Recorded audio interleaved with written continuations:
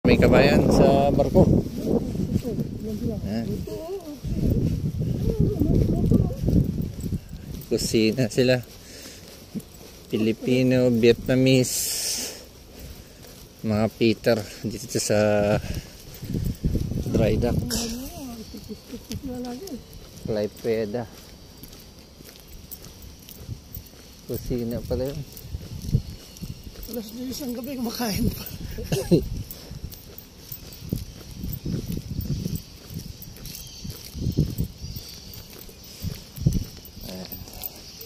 Dito kami sa Clypeda Port, Lithuania. Pwede siya rumah dito.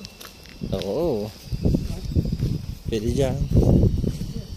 Wala akong CCTV. Ayan, kabayan. Lithuania.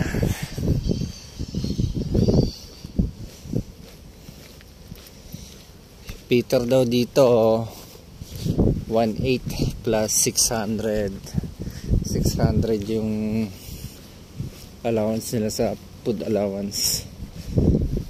May dry dock din dun sa dulo. Doon yung barko namin. Loading kami ng big bags. Dalhin namin ng Norway. Almost 2 days din yung biyahe. Walang bisikleta kaya lakad-lakad lang kami. Medyo nakakalito lang sa labas kasi yung mga bus number iba-iba din. Hindi mo alam kung saan part ka. Unlike sa Estonia, mas madaling kabisaduhin kasi may train station, bus. Dito ang layo ng labasan.